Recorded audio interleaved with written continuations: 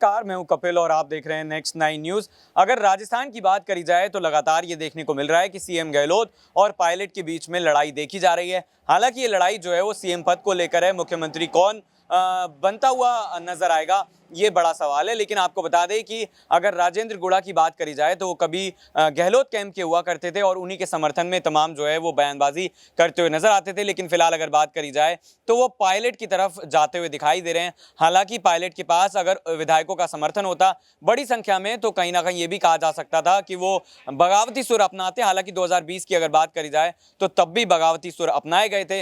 लेकिन अब अगर बात करी जाए तो क्या राजेंद्र गुड़ा कहीं ना कहीं पायलट की तरफ जाते हुए दिखाई देंगे, ये बड़ा सवाल है। क्योंकि राजेंद्र गुड़ा ने कहा था कि हम कहीं ना कहीं सरकार को बनाने के लिए कोशिश करते हुए नजर आ रहे हैं। ऐसे में गहलोत जो है वो मंत्रियों के जाने बिना, यानी कि ये जाने बिना कि मंत्री क्या कुछ कर रहे हैं, उनके खिलाफ झूठी एफआईआर दर्ज करवा रहे हैं। और इसी को लेकर जो है वो तमाम बातें जो है फिर उसके बाद की जाने लगी थी। और इसके सियासी मतलब अगर निकालें तो कहीं ना कहीं जिस तरीके से हमने देखा कि 81 विधायकों ने समर्थन में गहलोत के सीपी जोशी को इस्तीफा सौंपा था। हालांकि उनका जो इस्तीफा है वो मंजूर होगा या फिर नामंजूर होगा, ये देखने वाली बात होगी। लेकिन राजेंद्र गुड़ा जिस मजबूती से गहलोत सरकार के खिलाफ जो है वो बयानबाजी करते हुए नजर आ रहे हैं, इससे ये भी साफ होता है कि गहलोत की कैबिनेट में ऐसे तमाम बड़े नेता हैं जिनके पास बड़े पद हैं, लेकिन बावजूद इसके वो विरोध में नजर आ रहे हैं। तो क्या ये माना जाए कि गहलोत के लिए अब खतरे की घंटी बज चुकी है?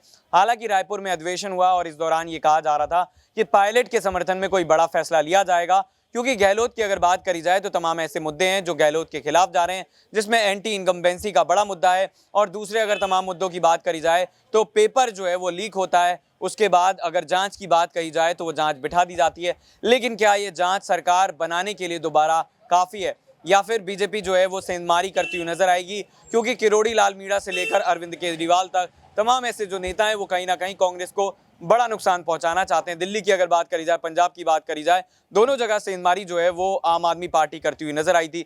तो क्या राजस्थान में भी कांग्रेस की ही सरकार बनेगी या फिर एक बार फिर आम आदमी पार्टी या फिर बीजेपी कोई एक सत्ता संभालता हुआ नजर आएगा? इन्हीं तमाम सवालों के साथ छोड़े जा रहे हैं। देखते रहिए नेक्स्ट 9 न्यूज़। नमस्कार।